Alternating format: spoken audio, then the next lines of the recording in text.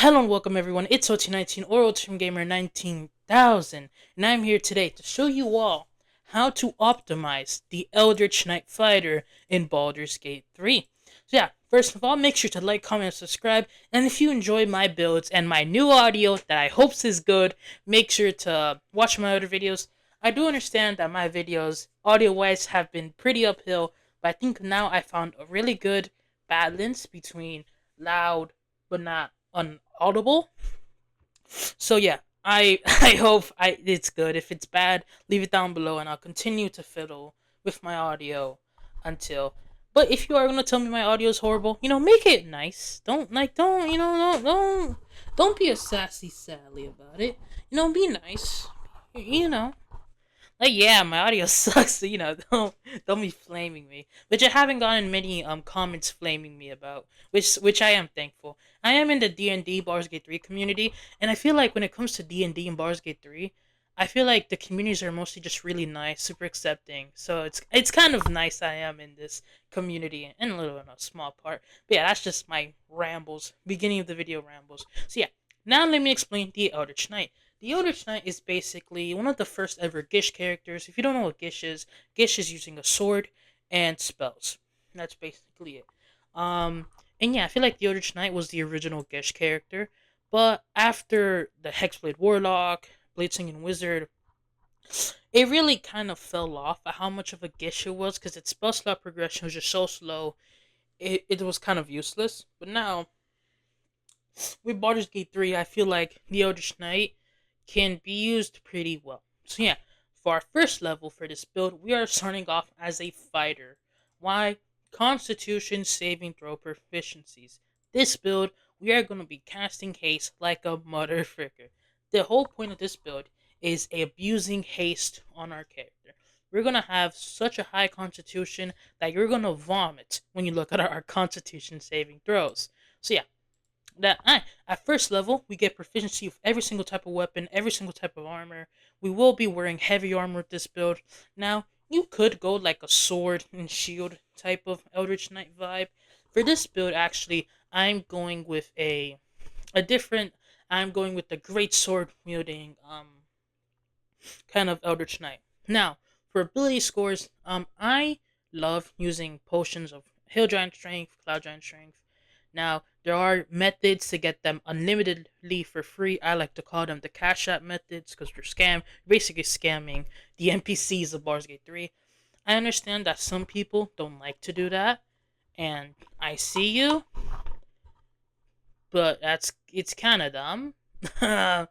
Like in a nice way. It's just like it's counterintuitive because it's like it's just such an easy way. Yeah, I know bloodlust elixirs exist. Yes, I know elixirs of heroism exist. I know these elixirs exist, but overall, in a general sense, I just man having a constitution set to 20, not having to waste anti-eto, not having to waste anything is so impactful.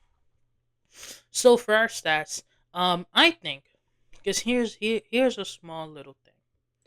Now, in Baldur's Gate 3, there is a headband. It is called, I'm sorry I didn't have it pulled up, it is called the Headband of Intellect. This allows us to set our intelligence to 17. This can be gotten in Act 3 extremely early. No, in Act 1, extremely early in Act 1. So basically at the beginning of the game. This allows us to set our intelligence to 17 automatically. This is extremely good. And if you want to, you could also dump your intelligence with your strength and just wear this. Now, with this build, I do plan on increasing our intelligence a little. So you could wear that. I feel like for the early game until like level 6, not even to level 6, I feel like it's until you get like those really good wizard spells, I feel like, is when you probably should not be wearing that. But for a general sense, I recommend 15 dexterity. No, okay. It depends. I'll say 14 dexterity for now, 10 wisdom, 16 constitution, then a 17 intelligence. This is again if you are doing the heal giant elixirs. If you're not, then I think this decrease your decrease your dexterity and fully dump your wisdom, and I think you'll be fine. Yeah. Well, no, I guess it depends. Cause it's weird. If you're not using Hill Giant Strength elixirs, then you're gonna be using the Warped Headband of Intellect for most of this build. So overall, you know, just use the Hill Giant elixirs. Listen to me. I'm the one making the YouTube video. Listen to me. But yeah, I level one. Oh wait, I need to pick to our race. I am 5 minutes in. I'm just on a tangent. Alright, for our first level, I recommend taking half orc because with this build, when you do a crit, you're gonna do a ton of damage. In this build, it has a lot of opportunities to crit. Also, look at the far realms; it's just genuinely OP, and also it allows us to do something a little sneaky down the line. At level 1, we do get Second Wind, which allows us to regain 1d10 plus our fighter level and HP. This is pretty good, especially since we are taking a lot of wizard levels, and wizards aren't very tanky. For fighting style, we're taking defense, because with this build, we want to have haste up as often as possible, and we don't want to lose concentration by two ways. First of all, not getting hit helps. Second of all, having a really good constitution saving throw is extremely important. That's why for this build, you have to level 1 be fighter because of those constitution saving throw proficiencies is so important for keeping up stuff like haste, wall of fire, whatever else you have up. It's really important that you have those really important constitution saving throws just down packed. At level 2 we get action surge, which is again OP, and at level 3 we get Eldritch Knight. So now Eldritch Knight allows us to do a whole bunch of stuff. It allows us to get some new spells and 2 cantrips from the wizard spell list. But first of all, we get Weapon Bond. Ritually bind a weapon in your main hand. This weapon can't be knocked out of your hand, and it automatically returns to you when thrown. This is actually a super important feature for some builds. For this build, it's not as important, but still, I feel like in Act 3, there's a lot of like disarming strikes. Also, in the Druid Grove, if you kill all the druids, hold it's just heat metal is your bane of existence. Because for all my campaigns, I usually kill like the people guarding the idol of Sylvanas. I usually just kill all of them, steal the idol, give it to Maul for the ring.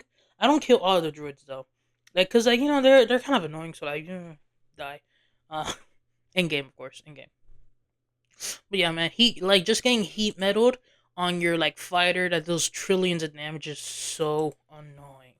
But yeah, at third level we do gain first level spell slots and 2 cantrips. For our cantrips, we'll be taking friends, and honestly, I think Firebolt for some really good range options. Friends is overall just really OP. We do have a -1 to charisma, so I would recommend for this build to pick up the Elithid, to resonate your mind with the Astral Touch Tadpole. Trust me, you will not turn into a Mind Flare if you do take it. You'll just get some really ugly veins in your face, but I feel like when you go half orc, you don't really notice them. But yeah, I would definitely recommend because it gives you I think proficiency and expertise in deception and persuasion. It's an elithid power that you automatically get. Trust me, it is extremely important, extremely potent, and I definitely would recommend it for low charisma characters. So yeah, I think Friends and Firebolt. Now for our first level abjuration spells, we can get 2 of these. Yeah, we can get 2 spells from abjuration or evocation, then 1 normal one. Now personally, well not personally, you take shield here. You take shield and magic missile. These 2 are your bread and butter. Um, Nearly. These are the only spells you're gonna be casting from the Eldritch Knight. Now for our first level, for our expended spell list, I would recommend taking um Long Strider. Long Strider is super damn OP. It basically gives your whole party an extra 10 feet of movement, which your party most definitely needs.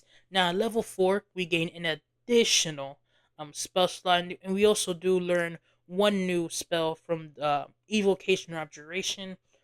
Um, I don't know. Well, we can actually, yeah, choose one. Oh yeah, and then we can replace the nurse spell. So I think what we'll pick like something like mage armor or whatever, some garbage like that, and then swap that out for potentially disguise self. Because with this build, this is a great weapon master hooba looba like destruction build. So now, actually, I'll go to weapons real quick. There is the Silver Sword of the Astral Plane. If you guys don't know, if you are a Gith Yankee, this this blade was basically made for Lazel. If you're a Gith Yankee, you gain advantage on every single mental saving throw, which is pretty strong. Resistance to psychic damage, which near Act 3, when you're fighting a lot of mind flares, is really good. An extra, it's a +3 great sword that does an additional d6 psychic damage. Like overall, it's super damn powerful and can be gotten on Act 3 if you peacefully make Kithrak Voss drop his sword by using stuff like Command Drop, Heat Metal, Disarming Attack, or Honeyed Pod. Very peacefully he will drop his sword. Source, trust me, bro. So yeah, if you want to, by this level, you could take Disguise Self, and then disguise yourself as a Gith Yankee, and you would still get all the benefits from being a Gith Yankee, wielding the Silver Sword of the Astral Plane, even if you are Disguise Self. So you would have the benefits of being a half orc, which is the strongest race, but you would have all the benefits from being a Gith Yankee with the Silver Sword of the Astral Plane. Now, granted, Gith Yankee are a tad bit ugly, some would say. So if you don't want to, I understand.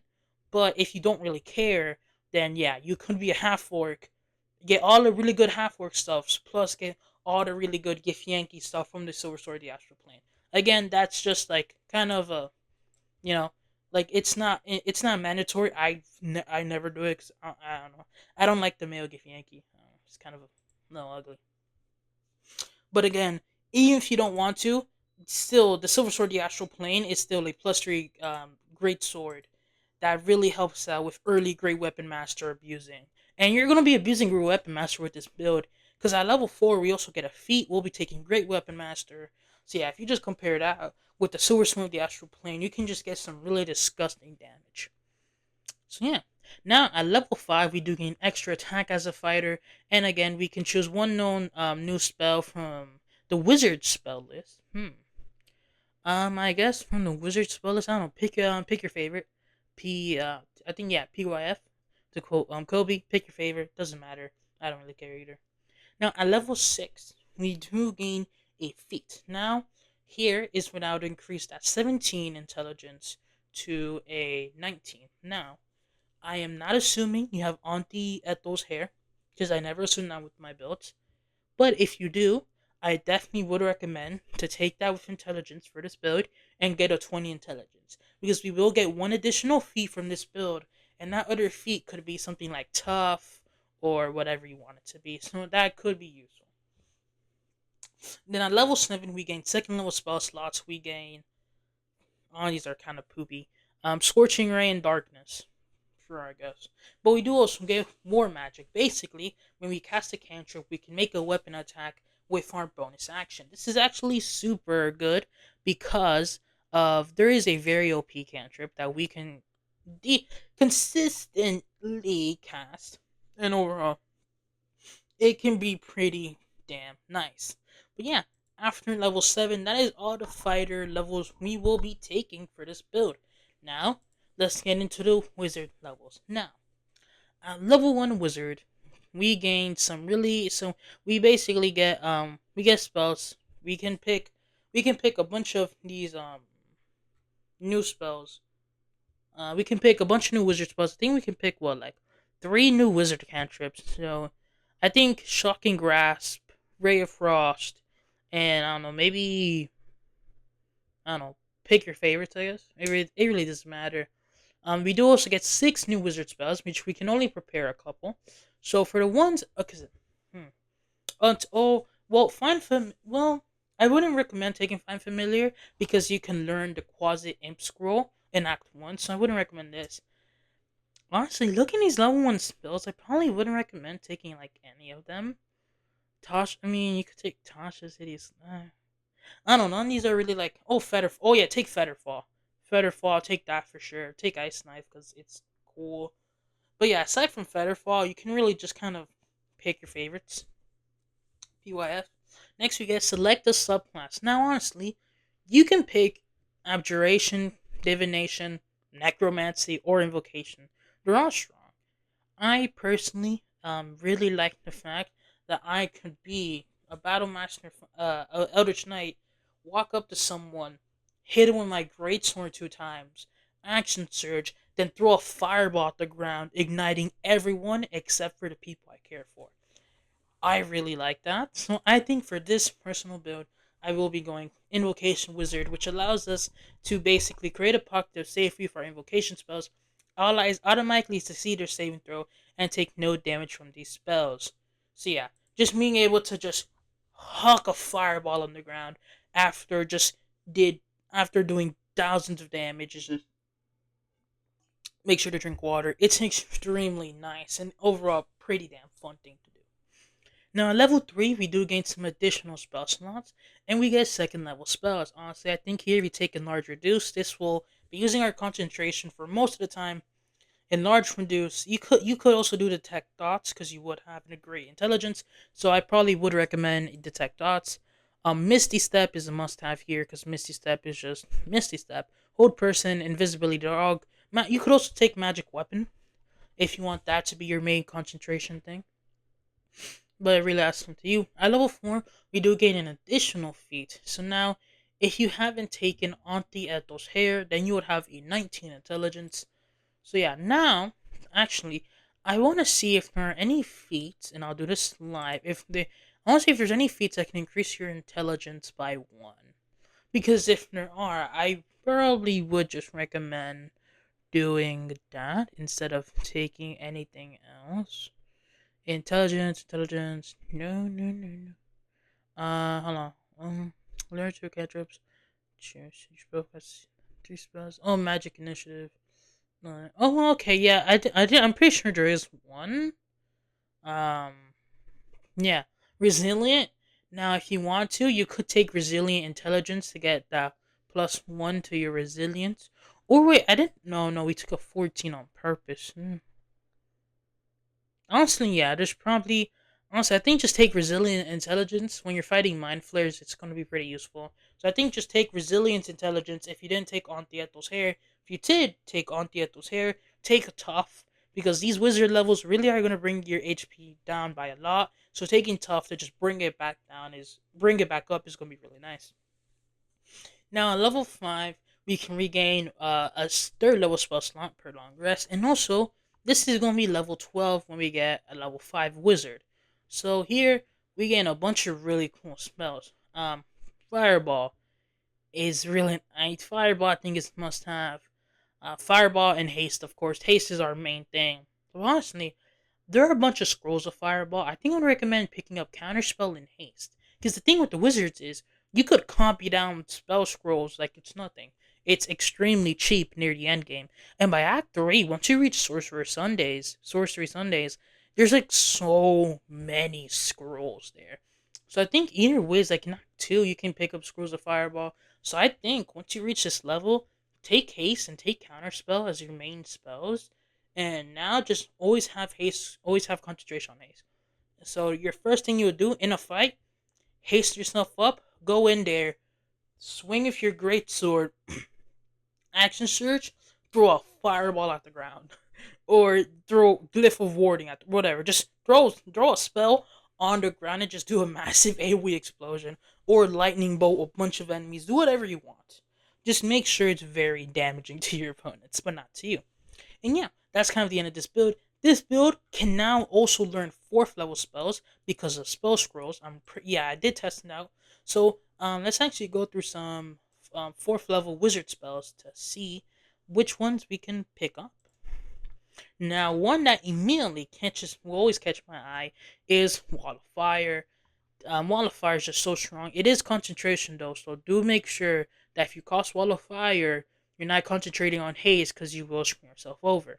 Wall of Fire, Ice Storm, Greater Invisibility, Fire Shield, Conjure Minor Elemental, D-Door, Blight, Banishment, all really strong spells that you can probably get some really good uses out of. And also, you could just wall of fire right through your whole team and none of them will take damage. So you can also ice storm everyone. It's just so useful, the evocation subclass, and you can really just show up to a horde of enemies, fireball. None of your allies take damage. Then you just Great Weapon Master keep on swinging. So yeah, now to get into the armor section. The armor presents this. This is the best armor in game. It can be bought in by the GOAT, Damon, and Act 3. So make sure you don't kill him. Damon is very important, most important character in the game. So yeah, you gain resistance in Blade Ward, helps your Constitution saving throw proficiencies, helps your concentration checks, cause your concentration checks are calculated, but I think it's like 8 plus half of the damage you take. So now you're gonna half the damage you just took because you're OP. Then you're gonna half it again. Add that with like a +8, and then that's what you have to succeed on. So yeah, this it's just really nice. Also, all incoming damage is reduced by 2, so it further reduces. Bro, it's just this armor. It's expensive, yeah, like 6,000 gold. It's expensive, but trust me, it's so worth it. Now, if you are doing the Gift Yankee illusion, you could stick to Silver Sword the Astral Plane. But Potterin's Giant Slayer do be going burr. It is just insanely powerful when I say it. Like, I mean insanely powerful. Potterin's Giant Slayer, it's everything you would want in a legendary weapon. It's a +3. Your giant form is beyond broken. Top with a bit, it's so nice. Having automatic advantage on large creatures when Act 3 is filled with large creatures. Like, it's really strong. And even if you are doing the whole Gift Yankee thing, it may be worth it to just get Barteran's Giant Slayer. But again, that's up to you. It really depends on what you prefer. Next, we do have the Helm of Baldurin. This gives us a +1 to armor class, which again makes it hard for makes your Constitution saving throws just inherently better because it's hard to hit us. +1 saving throws makes that better. Also, we can't be critted, we can't be stunned because when you're stunned, you automatically lose concentration, so that's gone. Attacks can like crit. You can't crit against me. If you can't crit against me again, I don't gotta go over it over and over again. Now we do have Cloak of the Weave. This can be sold by Helios if you find her her special stock. This is really good because again, +1 to her spell save DC and spell save attack rolls, really good. Absorb elements. Again, lets us half damage, making us keep haste for longer, and also lets us do more damage. The Helldust Gloves. These allows us to cast Ray of Fire, which is the best cantrip in the game. Yeah, it's just 3 rays of fire, it's 96 damage.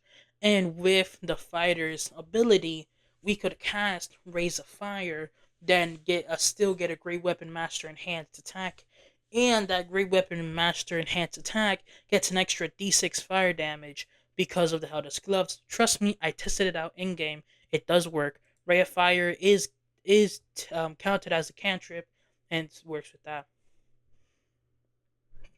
Also, it and also apparently gets us a +1 to weapon and unarmed attack rolls. So it's well, yeah, it just gives us to a +1 to our spell save DC, which is again good. Full attack roll, useful, and a +1 to our weapon hits too, making Great Weapon Master her even less. Next, we get the Helldust glue, the Helldust boots. This isn't necessary, but when you fail a saving throw, when you fail that concentration check, which is technically a saving throw, you can succeed on it. So even when you do fail, which you won't, but when you do fail, you're like, no, I don't. I don't fail. And also, Hair Crawler, being able to teleport somewhere is pretty cool. Just being able to do a mini explosion. Next, we do have the Amulets of Greater Health. Again, this sets our Constitution to a 23, which I don't have to explain how much Constitution matters for this build. Also, advantage on Constitution saving throws makes it I think it's legit a 99% chance of failing because if you get like a 1. Yeah, so genuinely, I think if you get a natural 1, it's probably going to be the only way you fail most of your checks, and this heavily prevents you from not getting those natural ones. And even when you do get them every blue moon, when you get 2 natural 1s in a row, you have your Helldust Blue, your boots, that makes you not get natural 1s. So yeah, that's all for this build.